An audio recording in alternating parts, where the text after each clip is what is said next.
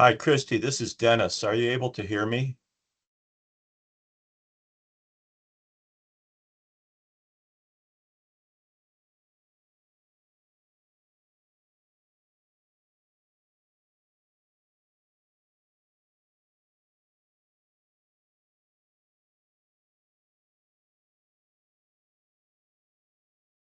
Mic is on. Morning, Dennis. We heard you fine Great, thank you.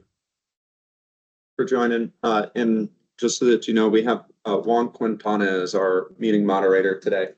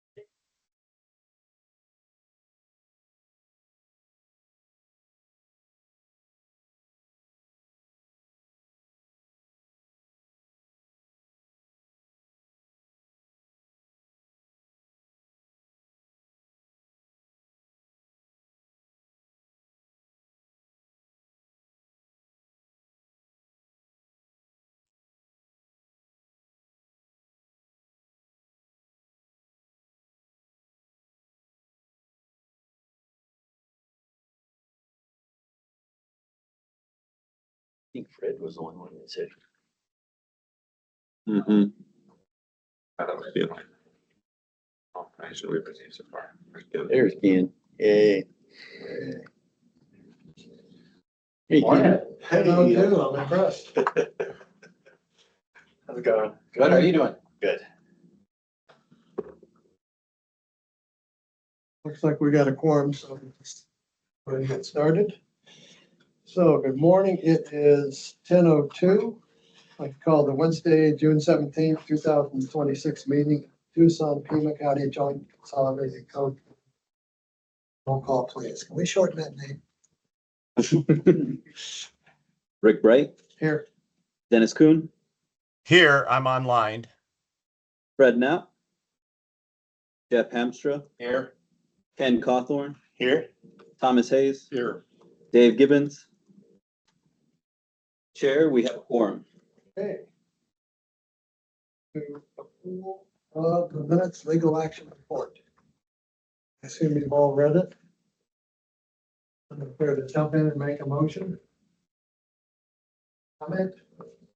I'll make a motion to approve the minutes as written. This is Ken Cawthorn, I second. Any discussion? All in favor, say aye. Aye. Any opposed? Motion carries. Here, pass it. So we have the call to the audience. Do we have anybody here? Anybody online have anything they want to say or comment on?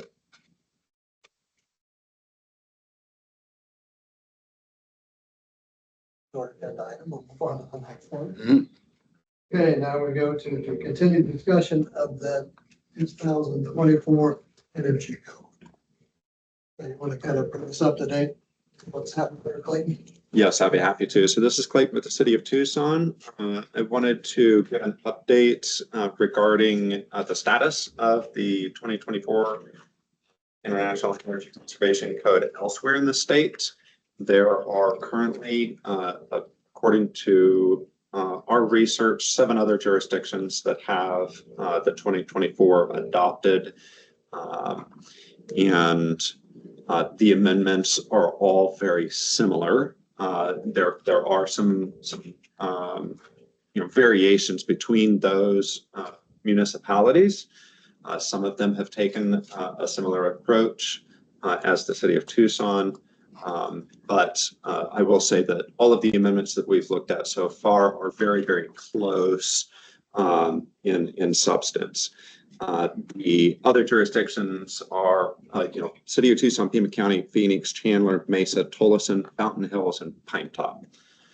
So we do make up the majority of the larger cities, aside from city of Phoenix, right? Nothing from Flagstaff? No. Flagstaff and Coconino County are holding back until they discover more, from what I've heard. So that is the update as far as where we stand in comparison to other cities that have adopted the codes. And we also have a guest speaker here that we would love to open the floor to share some thoughts from Pima County Board of Supervisors. Okay. Yeah, so yeah, this is Dan with Pima County.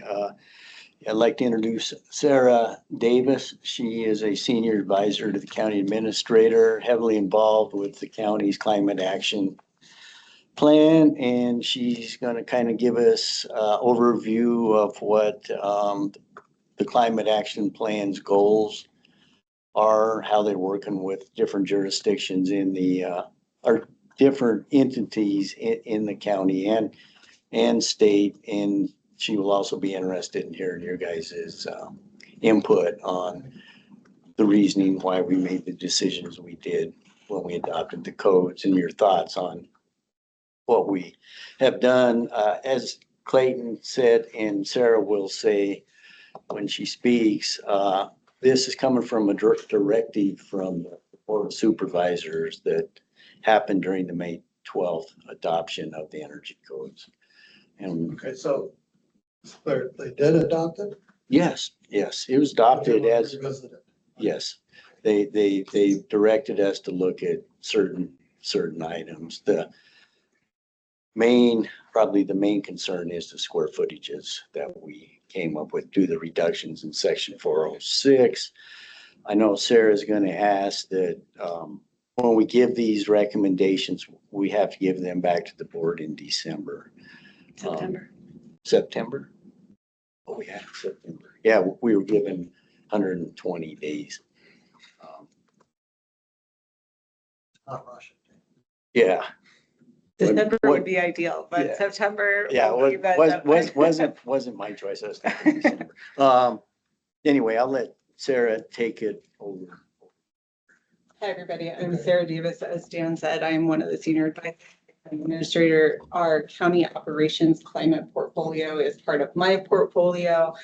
So I'll talk a little bit about that. I'll talk a little bit about the regional climate action plan, and I'll talk primarily directing what the board did request for us to consider with you all, because you all have done a tremendous job working on these amendments, and we'll talk a little bit about the board discussion and the next steps of what that kind of looks like. So I will not pretend to be a code expert because I am not. But I do have the perspective of some of the things that we are doing in energy and energy efficiency, renewable energy, and our commitment from the board to our climate goals, and how kind of City of Tucson and the county and several other jurisdictions are working on this collaboratively. So as Mr. Dan, I said, it was considered at the May 12th board meeting.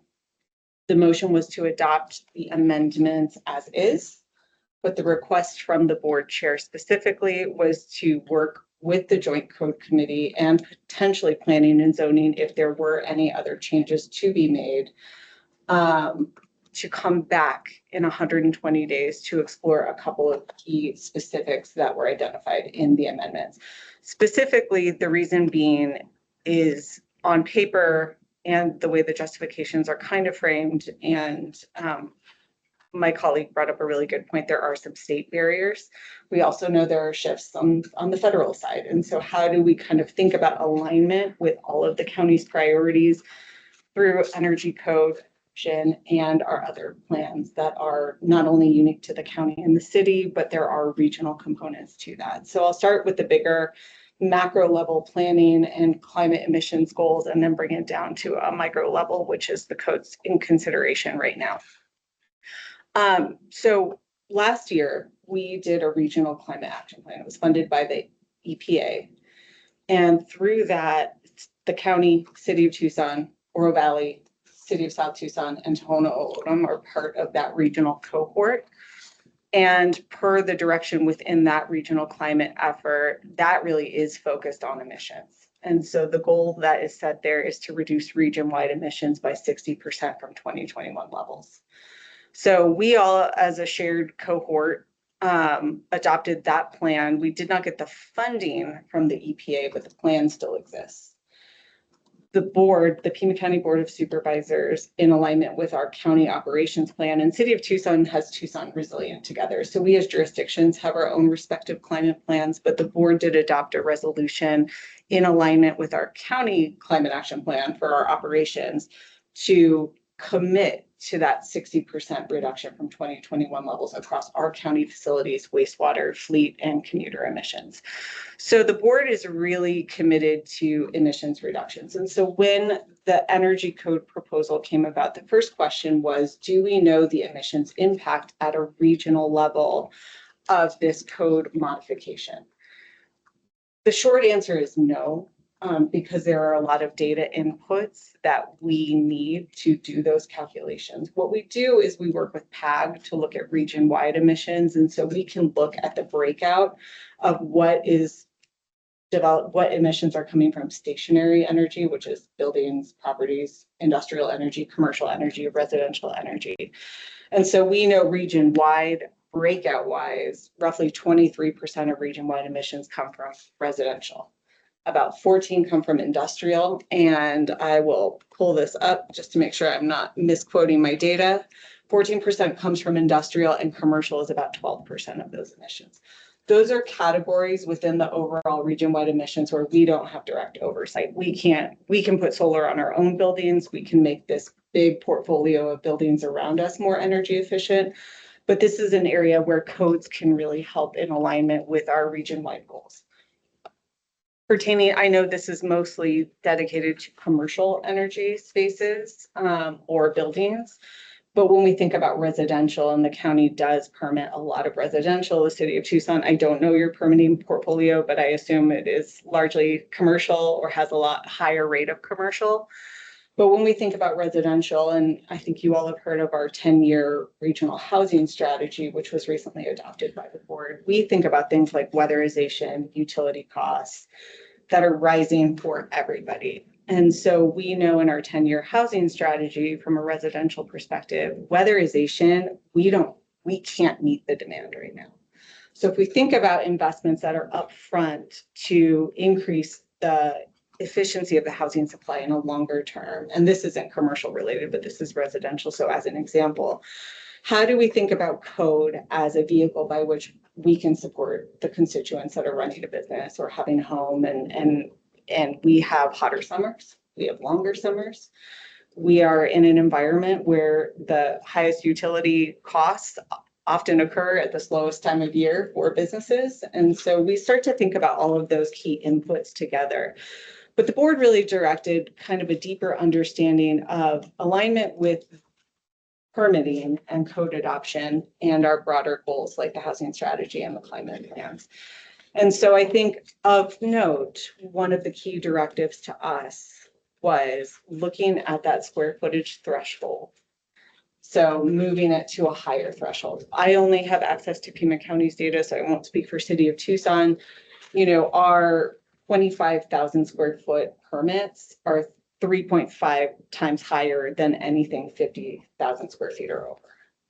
So really, we permit more at that 25,000 square foot level. So looking at that, there are several full deletions, which the board, I think, directed. I think those are understood from some of the justifications in terms of the applicability, the practicality, the monitoring. The renewable energy is a good example of that. Having to put renewable energy on X level of buildings is cumbersome. You know, we have one big solar project a year on our own county facilities. So doing it at a smaller scale becomes a little bit more barrier driven for folks to do.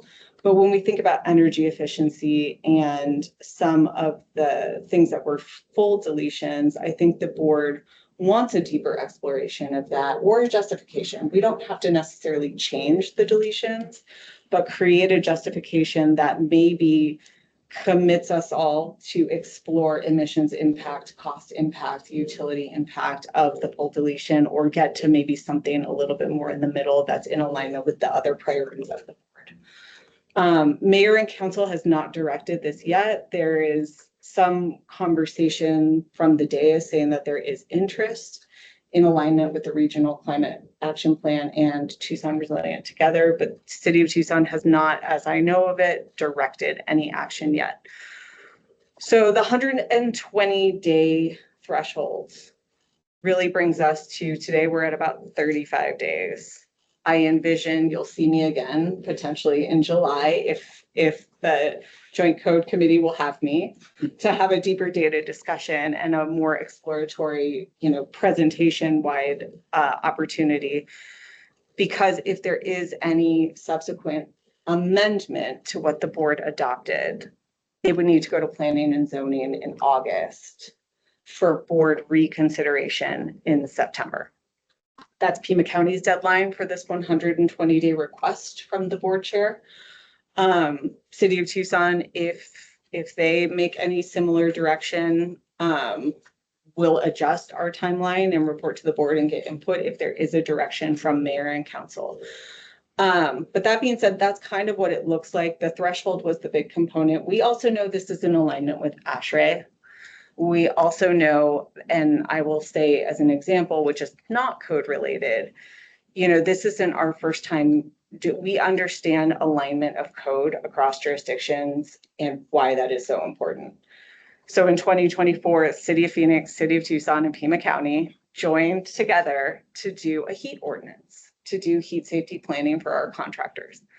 We worked hand in hand with the business community. We worked with labor. We worked with cohorts of focus groups to look at heat safety before we adopted those plans. And the one big thing that we've heard collectively is please make sure there's alignment. Don't have one jurisdiction do something drastically different than another jurisdiction. It makes it onerous on the business community. It makes it onerous on compliance. We want to do right by this code. We want to be in compliance with this code. The other thing from our side of the house that we probably need to start actioning sooner rather than later is looking at that data in a little bit deeper dive in terms of what is the overall emissions.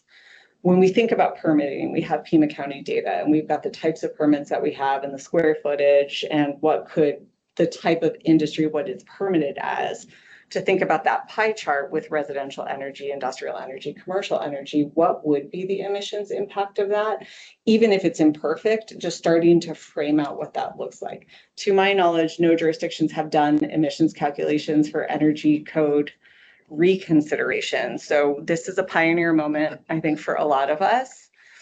And it's really important. I mean, if anything, if the recommendation from the Joint Code Committee is to keep as is, and if energy codes, and this is something I talked to Mr. Ice about, if energy codes are typically adopted on a 6-year cycle, is the recommendation, let's move it to a 3-year cycle and reconsider these deletions to get to a yes.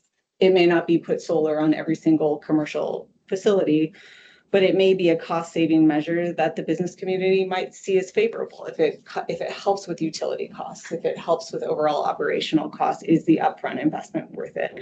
ROI is really tough to do in these spaces, but if we tie it to some of the data that we know exists for emissions, that might be helpful.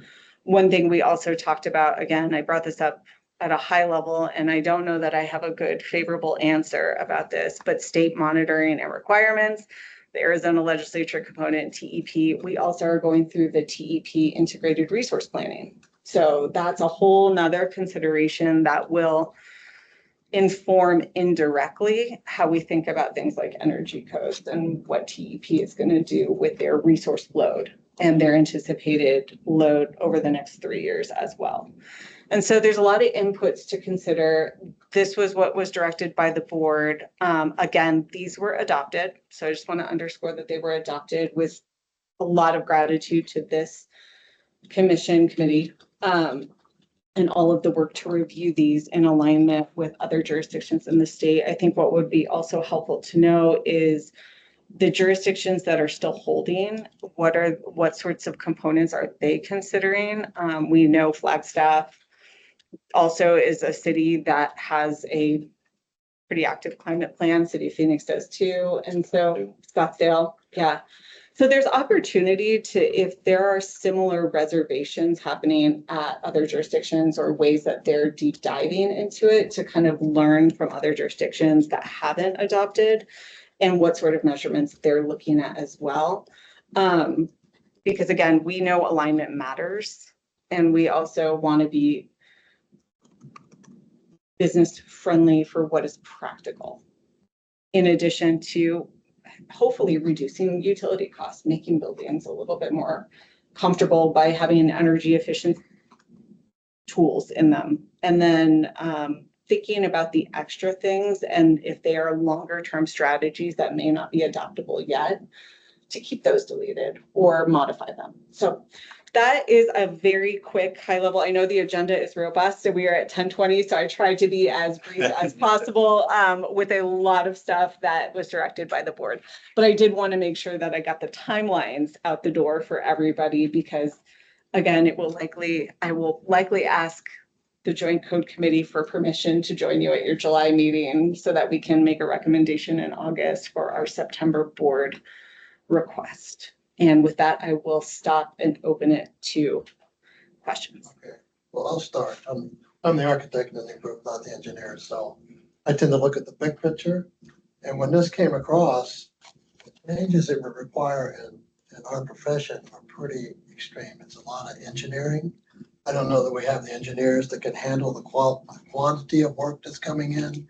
It changes the way, architects and engineers are gonna have to collaborate on a project. It's a huge change. It's gonna be tough to implement, I think. Overall, that's one reason why it was reduced. So that's kind of the concern. It's more the practical applications. How do you make this work? Right. In my experience, the field is way behind the engineers. So we don't do sufficient inspection. Having done some HERS rated buildings, and the HERS rater comes in, it makes a huge difference on the performance of the building, because the subcontractors just aren't up to speed. And now we're getting way ahead of those guys, especially on the smaller ones. The large projects are a little bit more sophisticated group of subcontractors, but the smaller it gets, the less sophisticated the subcontractors are. And we're getting way, way ahead. So, one option may be to do some kind of certification, a HERS certification, or LEED has a commissioning, or there are other methods to that. That would have a bigger impact, I think, than rushing ahead with a bunch of changes that are gonna be hard to implement. And I'll let Ken Sure, jump this in. is Ken Cawthorn, and I think you hit a lot of it on right, and that is within our community, we just don't have the staff to be able to comply with a lot of these requirements.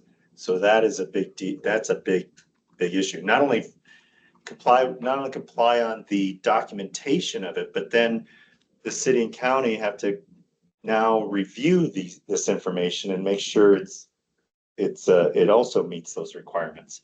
And then on top of that, now the contractors have to install it, and then it's up to and then now the building owners have to implement it to make sure it's operating correctly and everything else. So there's a lot there that I just don't know how that was going to occur. In addition, there's just a lot, and so all that is going to require more funds, whether it be from the owner's side or government side, or somebody is going to have to step up to be able to afford all of this.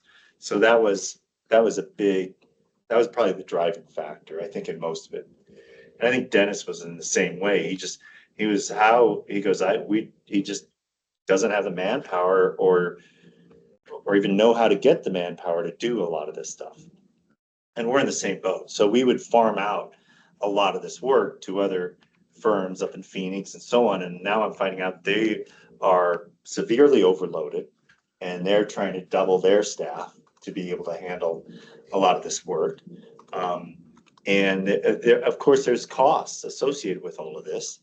And so, and a lot of these costs are just the upfront costs, let alone now making sure it's being installed right and operating right, which is a whole nother level of costs and verification of it. Because you could walk away from the job and it's working right, but that doesn't mean tomorrow it works right. You know, all of a sudden a power outage occurs and all that programming gets messed up. And so there's so many issues that are driving this, and it's hard to get everybody on the same page. And so those were some, I think, the main reasons that we were doing what we did, is just to under the larger projects, there's more funds available.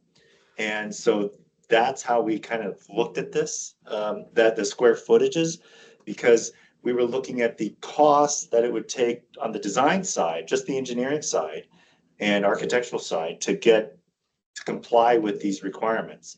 And at what level does that cost now not be a burden where it shuts the job down? And that's kind of how we came up with those square footages. So This is Jeff. I mean, a lot of our concern is the end user having the means to monitor and execute a good energy code plan, but maintain it.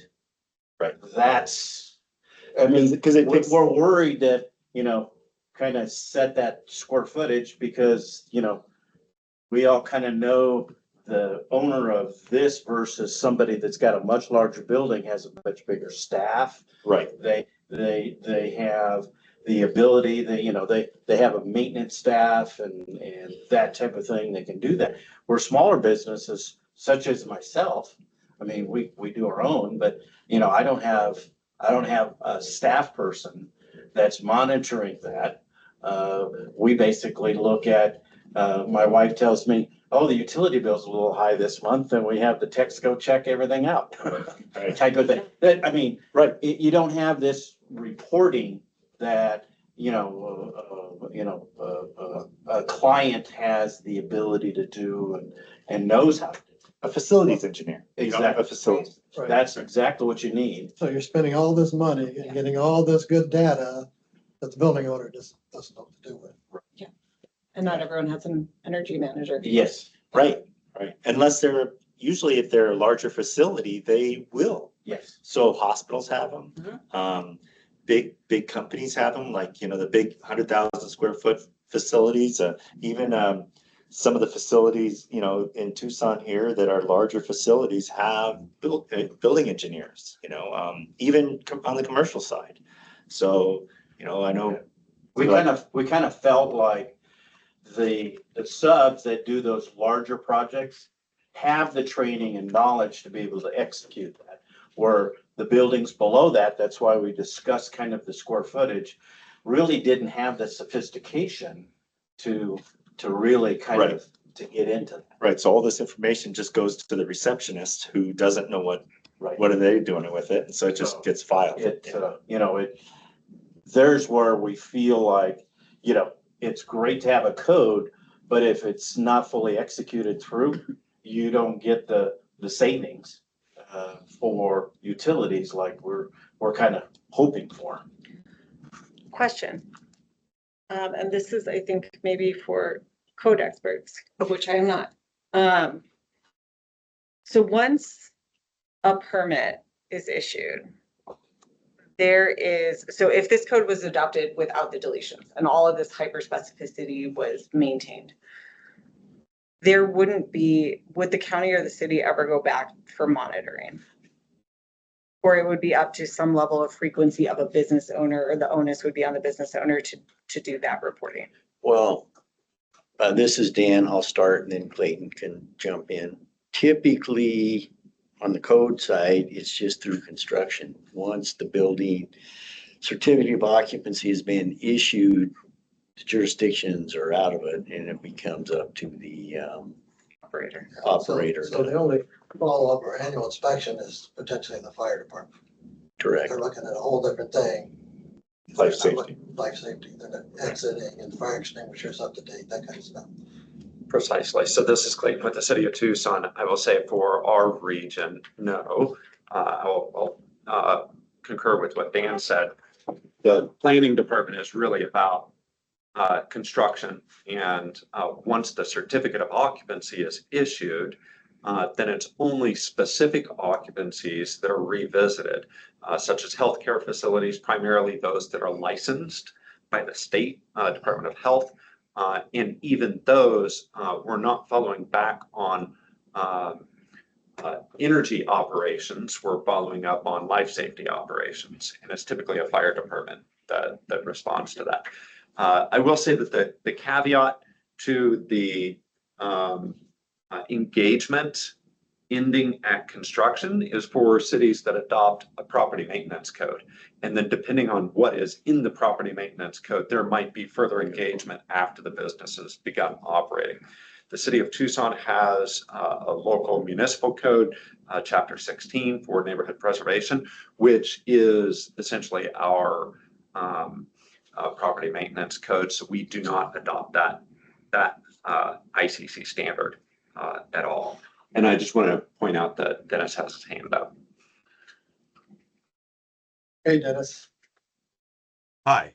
So I've got a few thoughts on what I've been hearing, and I think I'd start by saying that I think a lot of our objection to and the reason we wrote amendments to the code are principally section 406, which requires additional energy options. And it is such a cumbersome and difficult method to comply with that section. And that's what's going to require a huge increase in engineering time, and which all translates to construction cost.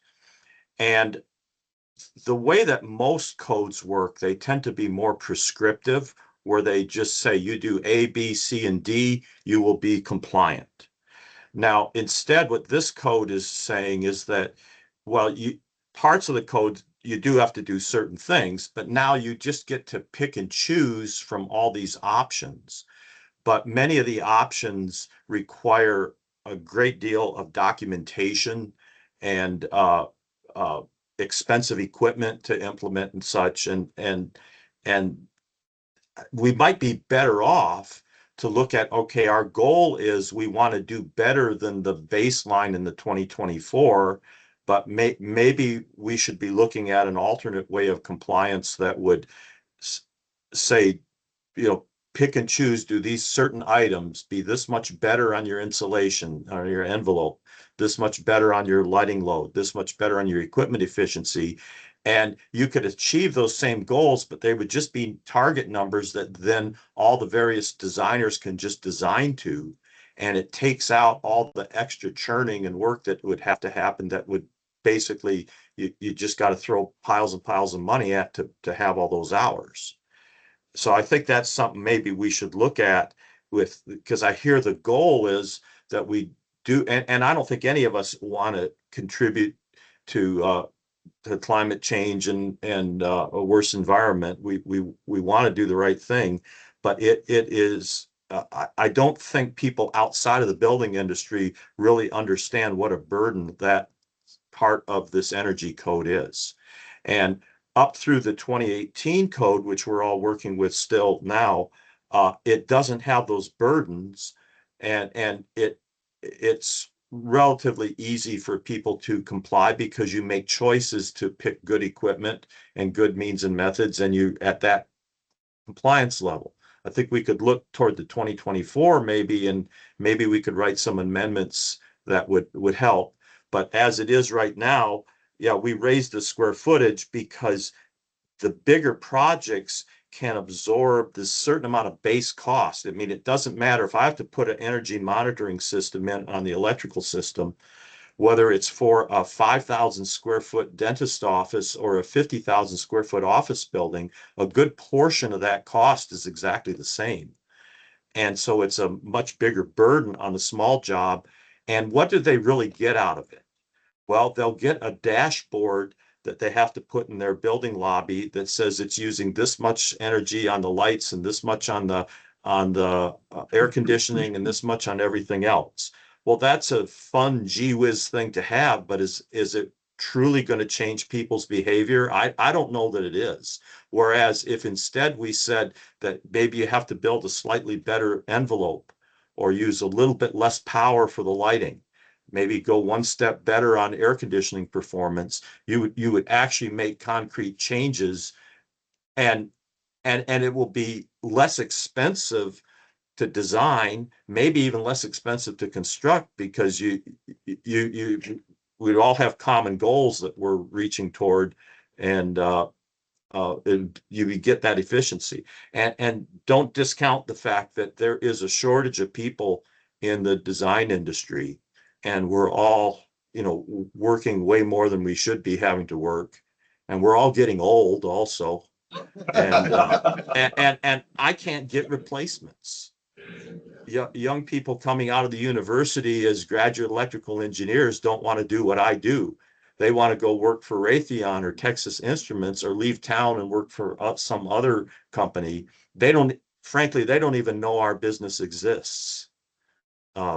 So, it's going to result in a bottleneck, and, it's going to slow down construction. Now, that could have a side effect of reducing emissions, I suppose, but I don't think we really want to do it that way.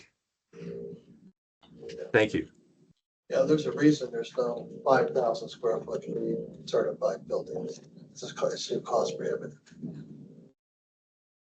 And then this is Clayton with the city. I wanted to also share a few points from my perspective as a code professional in kind of the methodology, and how, the city also worked with the committee to, discuss these over the past few years.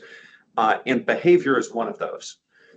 Behavior was mentioned at least once or twice so far this morning, and I'll bring it up again because building codes in and of themselves are not the ideal location to alter behavior. And so if there are codes that we are targeting that are dependent on behavior, then there's a potential negative impact. And I'll use the example of the automatic receptacle controls. If we require all of the receptacles in a new commercial building to be half switched based on occupancy sensors, there is the potential that the users will not use those receptacles. They will find power strips. They will find alternate means. And if we are creating codes that encourage behavior that actually worsen the life safety of the building because they're using extension cords or whatever, then it's not a real achievement. And the measurement, I think, is a key component to that. Seeing how automatic receptacle controls have actually reduced energy usage in other cities that don't amend that out, I think would be a key discussion item as we reconsider potentially re-implementing it here. But until we have that data, it does raise some concerns that we're trying to regulate behavior and may have the opposite effect of doing that. Another example is renewable energy. Requiring renewable energy on buildings is not necessarily a means to conserve energy. I'll use the analogy of Jevons paradox, where if something becomes more available or less expensive, human behavior tends to increase the usage of that element. So if we require solar on every building, are we actually saving energy, or are we encouraging people to waste it because it's free? Right. And so, is the energy conservation code the best location to mandate solar? Or is that really, better suited in a different regulation? I think that should probably be discussed again moving forward. And then the final point I'd like to bring up is, as it relates to the size thresholds for C406, there's a strong code philosophy associated with not changing the specifics of a code or the technical aspects of a code, but changing who has to comply with it.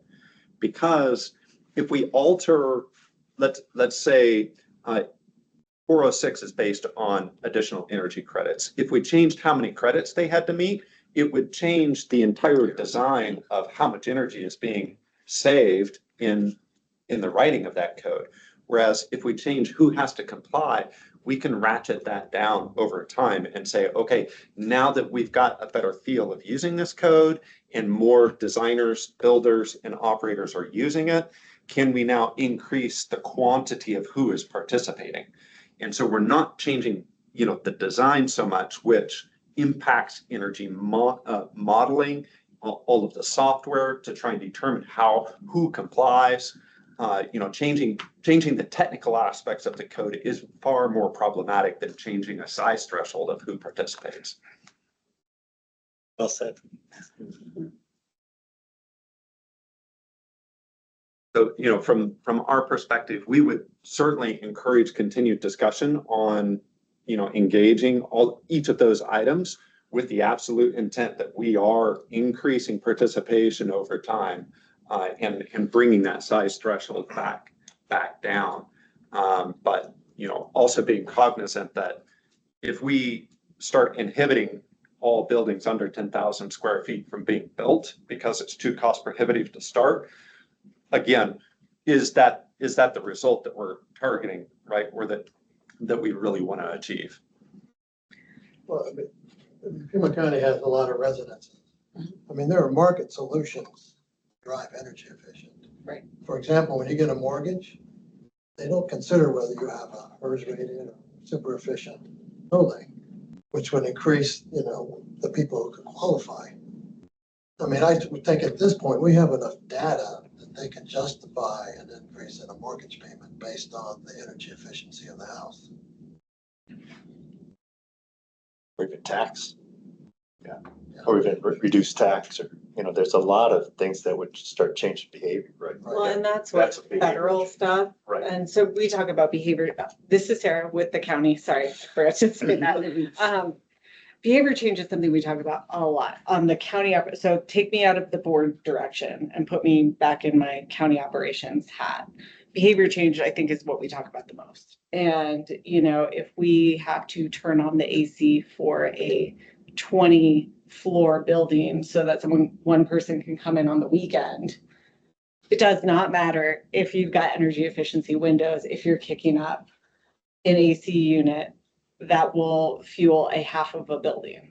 Behavior change is a key component. And so I wonder, just in interest, because I do not want to take up all of your agenda time, but I wonder if a next step could be, because I really liked what Dennis was proposing and the behavior change component, and this is where I don't know my way around too much on this. As part of the recommendation or the analysis that we provide to the Pima County Board of Supervisors, if there is some level of collective data inputs that we can frame out over the next month, because I only have visibility to Pima County data, but maybe we contribute some City of Tucson, just get a broader analysis about permits, types of businesses. We can back into some emissions level. But to get to what committee member Dennis Kuhn said, I think there's opportunity in the envelope analysis. I think that's actually good low-hanging fruit. And I wonder if, versus a code amendment, I think I'm leaning towards, dear Board of Supervisors, over the next 3 years, we're going to evaluate this version of the code, see where we can start to do more, in knowing that compliance only gets to a certain permitting and, building construction threshold, and then it's kind of off into the future. Framing out some evaluative measures for this code and being able to report back and say, we'll consider in a 3-year time frame versus a 6-year. But one thing we did with the heat ordinance, and I know that is very different than energy code, but this aligns with what Dennis said, providing some resources to say, here's how to improve your building envelope. Like, it's kind of written in here, but it's hyper specific in here. But to know that practicality is a real barrier, if we're hyper specific in an energy code, that becomes impractical. And that's true to any regulation. And if we're not going to be checking in 5 years down the road, and by we, I mean those of us at city and county level, if we're not checking in on it, we can't measure the impact. And so thinking about evaluative measures that are practical and measurable to inform a 3-year revisiting, because again, mayor and council also has not directed this yet. So we don't necessarily want to adopt a different version of the energy code for Pima County only and not have it consistent with city of Tucson. That's going to be crunchy at a low level. But thinking through strategies, so for the heat ordinance, for example, we ended up saying, hey, contractors, you have to have a heat safety plan. We can't tell you if your heat safety plan is good. We need to tell you that they all have to have these components. These are best practices. We want you to have the best practices available to you. And here's a whole website by which we're going to give you all the resources you need that will help with energy efficiency, that will help with, and I'm bringing it back to energy code. So I wonder if there's a not code change step that helps with, hey, you can pick and choose your menu of options to help make your facility more energy efficient while we look at, to get to the comment that was just made, while we look at the 50,000 square foot threshold and over time with evaluative strategies be more inclusive to those smaller level facilities, because we've built a wealth of data in some way, shape, or form and not knowing what data exists. But I wonder if that's a good interim strategy to meet the board request that doesn't require, because again, these were adopted as is, but just with a request to come back with some crosswalking of these collective priorities. And then again, the reason why we did that with the heat ordinance is we want to make it easy. So if you've, for example, if you've never done a heat plan, here's an entire website of resources for you. Here's best practices, here's design considerations, here's all these things. I wonder if that wouldn't be a semi-solution. I don't know where it would live. I don't know how it would live, but I'm just thinking, because Mr. Kuhn, I really liked your description, everybody's description. With specificity comes barriers. And so if we create more of a, here are design standards, here are best practices, pick and choose your options, that at least shows a proactive step that isn't maybe enumerated so hyper specifically in code. I don't know how the committee feels about that as a strategy for our next. That's one of the questions, the uncertainty of how this is all gonna get implemented, so kind of phase it in, I think. Right. You know, a year from now, we'll be better able to evaluate the impact and implement new things. I'm kind of curious, I mean, do you guys discuss anything about the existing building stock? We do to an extent. There's a lot of unknowns. That's why I said pertaining to emissions, because it started with a question on, were we able to understand the emissions impact from the deletion of these codes? And I said, well, maybe. Has anyone ever done this before? Maybe. I don't want to overcommit to too much data if the formula is A times B squared by C divided by X, and we don't have X and we don't have B. Those are two major elements by which we cannot get to the end value that we're looking for. And so I would rather do it right and have this group, and I think City of Tucson and the county can come with some key elements of data that we hold to say, look, these are new. We hadn't adopted an energy code since 2018. Here are the major differences, and here are some evaluative measures that we can think of and look at annually. And they can be simple. It doesn't have to be Sarah Davis is going to go to every permitted building over the next 3 years, which might be directed, I don't know. But thinking of strategies that help efficiency become accessible. And I think that's the goal of this, is how do we make efficiency accessible? We know stationary energy and our emissions regionally come from areas that we don't control. I mean, we don't control industrial, we don't control commercial, we don't control residential, we permit for them. And so how do we link those in a proactive way?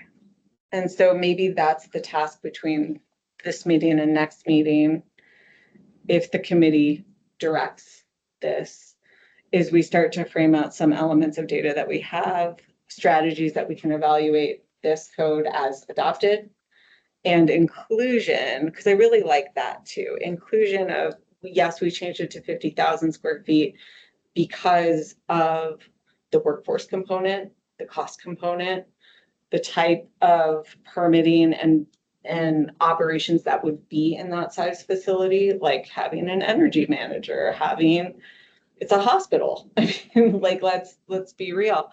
And then thinking of proactive inclusionary ways to get it maybe back down to that lower threshold in a 3-year period. And so, yeah, go ahead. I just wanted, this is Clayton with the city. I just wanted to also remind the committee that we have engaged Northwest Pacific National Laboratory to perform analysis and to help develop our local comm check based on our amendments. They are actively developing our custom software that it still has not been completed yet. But I will say that, you know, of those two projects, those are two projects that we have directly engaged PNNL to help us with, which is namely, one, modeling software catered to our amendments, and number two, an analysis of the difference in efficiency that our amendments have over the baseline code. That second project is incredibly difficult for them to provide some sort of analysis on. Beyond having to compare our amendments to the baseline code, they're also required to assess what number of average buildings are built every year, the sizes of those buildings, the uses of those buildings, so that they can determine, well, if business occurred as normal, then the region would build X number of these types of buildings, X number of those types of buildings, and they would save this much energy based on a baseline code of those, and then compare that to our analysis. And that's the real challenging part, because we don't know the full impact of how these codes may alter what types of buildings are being built. So basically how that trend line changes so that we can effectively identify what we anticipate will be built, and then, you know, what efficiencies might be gained. So they are still working on that, but I will tell you now, I honestly doubt that they will be complete with that analysis before we need to report back. So. Well, but that, oh, sorry, this is Dan, sorry to interrupt, Clayton, You're but that is something that we could report back, that they are working on this, and it's gonna take, you know, additional time. because- More than the 120 days. Yeah. Well, and the 120-day report could be status, recommendation, and we'll come back. Next Yeah. steps. I mean, I that think- It doesn't have actively to working be. on. Well, and as you said, maybe it's a Changes. 3-year cycle, because then we'll have more information and more data. Right.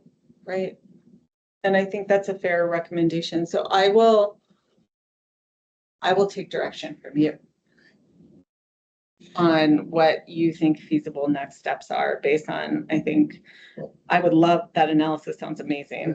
Right. Well, one thing I would consider is doing some kind of inspection, special inspections on the building envelope, to bring those smaller contractors kind of up to speed, because it doesn't matter what the written requirement is, if they don't have the knowledge and skill, it's not gonna get implemented. I think that's getting to be rather standard around the country, where you have, you know, it's hers or some other program to do a special inspection on the building envelope to make sure that insulation's installed correctly and the windows are done correctly. I mean, all that adds up. It makes a huge impact on the. That would get the training. I know Ken and I would appreciate that they actually get them built like. Right. Are told. I actually had a residential project that they skimped on window. And CEP caught it on their guarantee program, thank goodness. Wow. Yeah, but who catches that? That's the thing. Well, yeah, Yeah. they have the meters and they had to the reflective was on the wrong pane of the window. It didn't have the right U value, didn't have the right silver shade coefficient. And so their calculations and mine we were a little shy of what we needed. Right. And basically this is at move-in time. Right, of course. Yeah, so So how do you, great, how do but you? if catch it hadn't that been thing? for TEP, Right. That's doing stuff. I would have probably been the one. Right, When it because wasn't cooling, it was hot. I would have been out there and Trying to I figure would it have out. had my meter. Right, right. Because I have thermal cameras and I've found rooms with no insulation, that type of thing. So. Yeah. It's, but that inspection, I think, is critical to ensure that the intent of the code was carried out. This is Dennis. I'll reiterate that I frequently do outdoor lighting code compliance special inspections. And it's rare that I visit a site and I can find that everything is built per plans and it complies with code. That it's mostly happens on brand new buildings that are ground up buildings. Many of them can be done correctly, but it's less likely if they were prepared from an out of town designer or out of town contractor. The plans might have been good. They go through plan check, but when they get built, they substitute light fixtures and they don't meet our codes that are here. And it happens all the time. And without that special inspection, I think we'd have a lot more non-compliant lighting installed. I think that principle cuts across the whole construction thing.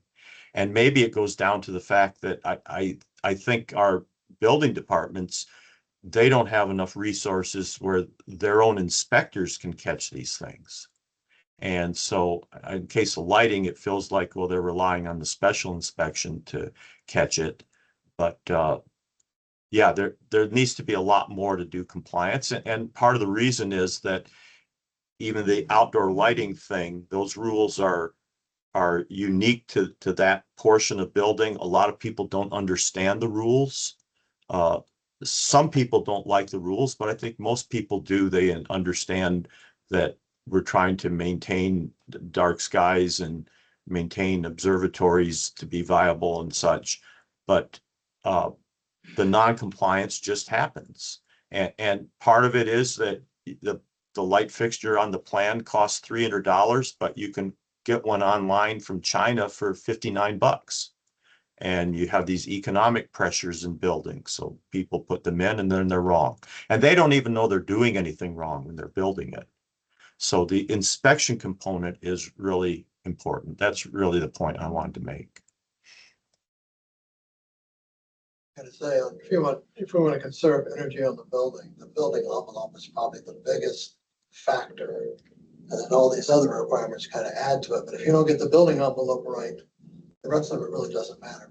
And I would say, just like Jeff said, a lot of that is it's already required, but it's just not being implemented correctly. So that I think which is up to, again, costs more to have people verifying all this stuff is being done correctly. So. For the chair. Should there be a motion to continue this item and direct our staff, City of Tucson, if they'd like to join? They don't have a directive yet. What do you do? He's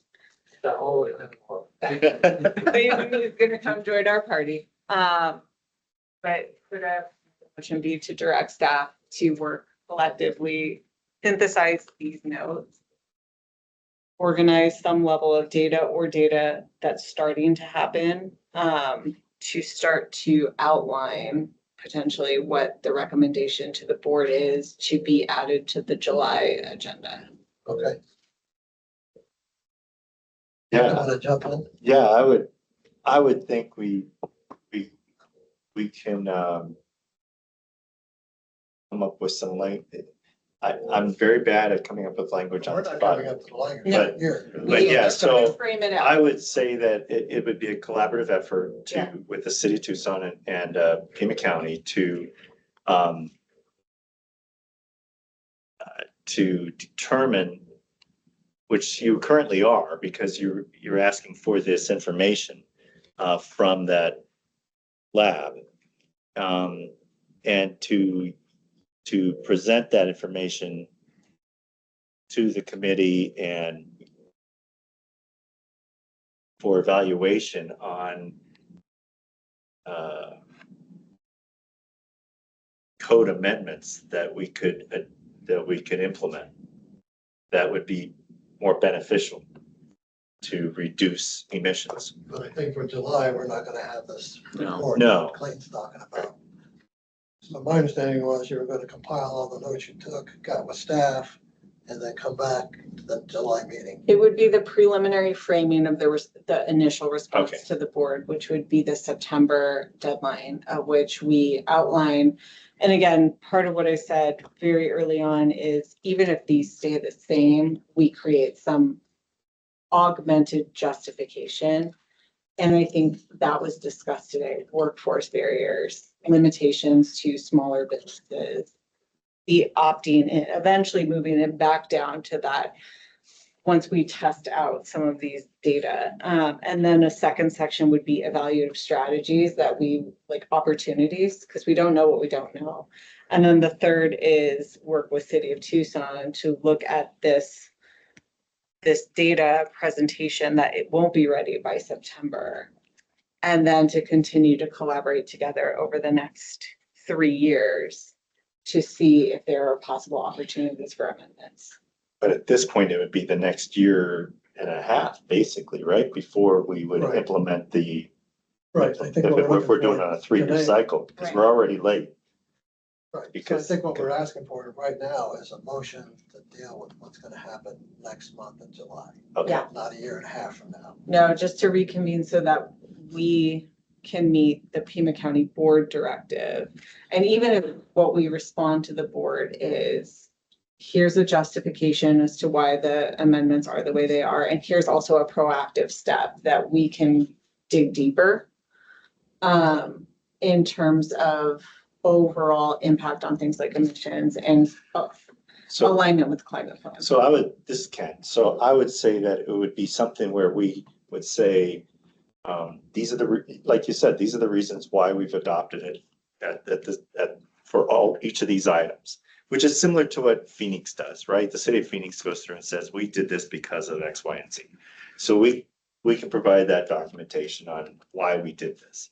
And then we would continue to, we would just basically say, so for next week or next month, it would be that we would want to say, determine what are the items that we're going to continue to evaluate and to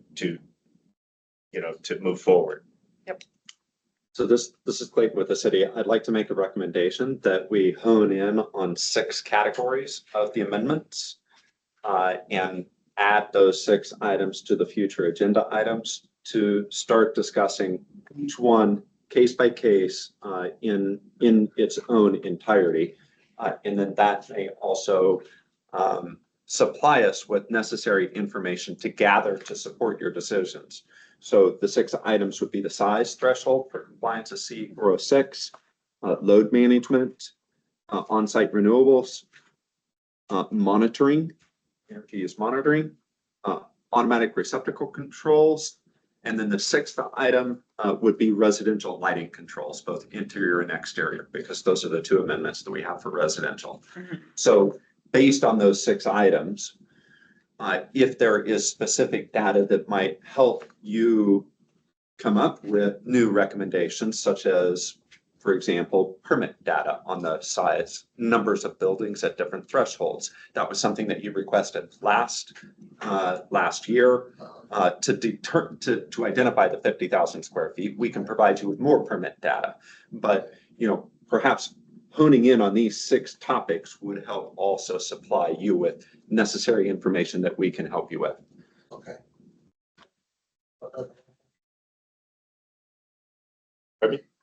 That's a motion. I don't know how to frame it, even the emotion, emotion You're here. so emotional. It's getting emotional, right? Do we need a motion? I don't know. Well, we need I to get mean, it on the we- agenda somehow, right? Do we We, need a we motion know to what put it these on the tasks agenda? are. Maybe we should decide who needs to do their homework on them before the next meeting. Well, I think we have these 6 items. Staff is gonna meet and then come back next month and we'll go over those 6 items. Where's the attorney? Do we need a motion for that?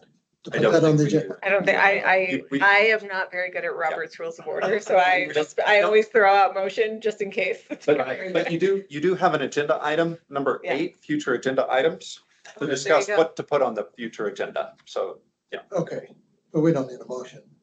correct. We're asking for permission to come back You here guys July. are doing, You're welcome. next step are doing the majority of the Yeah. work, so we don't have to be so clear on it.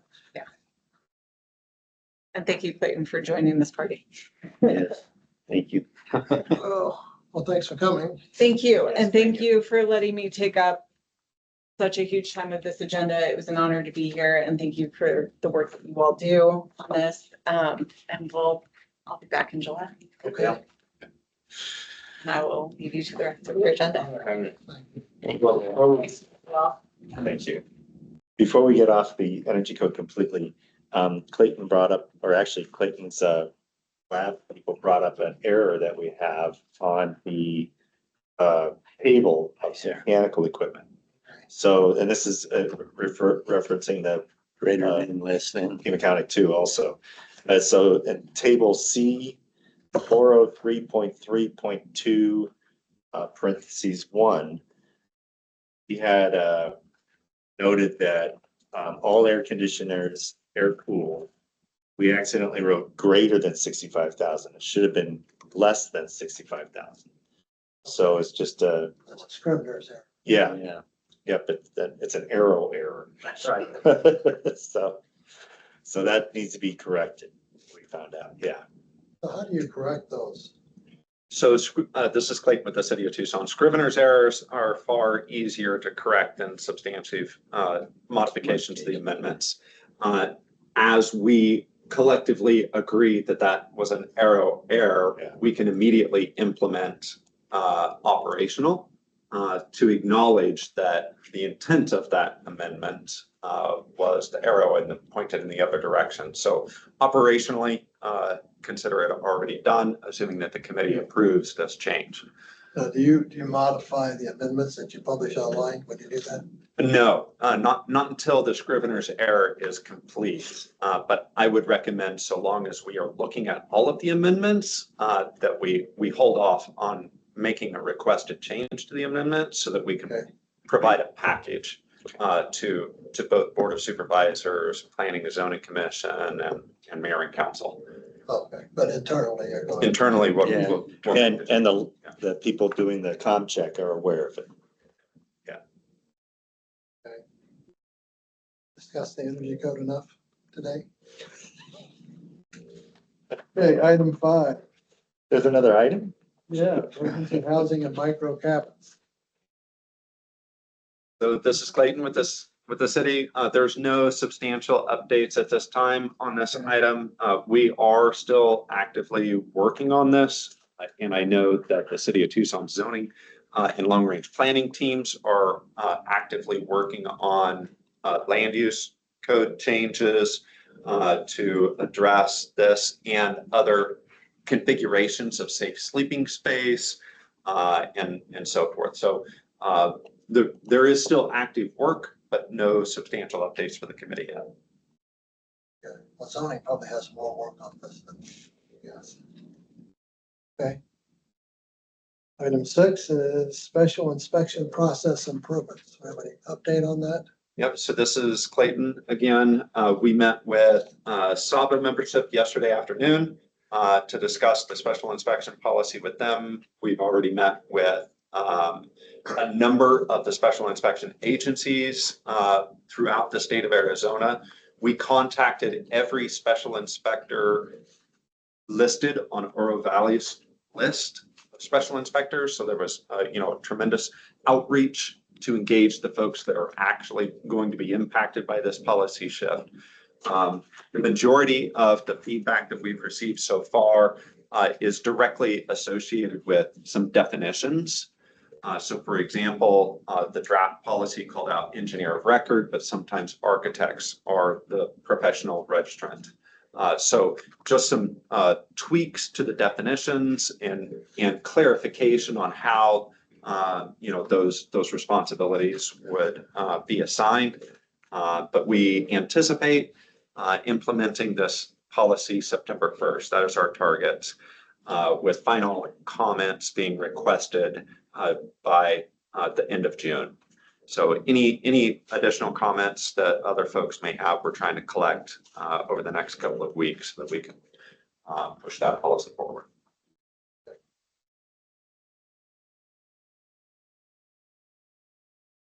On to the next item.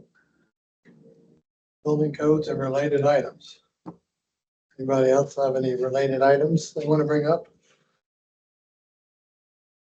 Not, we'll go to the next item, future agenda items. So we're gonna add those items on the energy code to next month's meeting. You're gonna come back with some kind of compilation of what we discussed today, basically. Consider it done. Consider it done. Okay. Now to number 9, everyone's been waiting for. Adjournment. This is Ken Falthorn. I moved to adjourn. Second. Second, that means. All in favor? Aye. Okay. Out of here. We're emotional about that one. I know. So long, everyone. Take See you, care. Dan.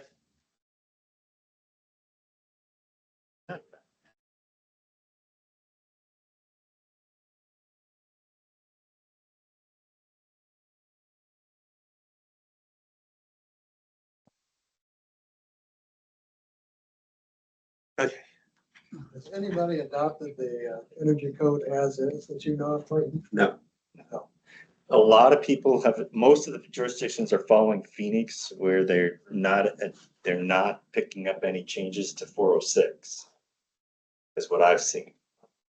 So that's, and to me, that's the hardest one.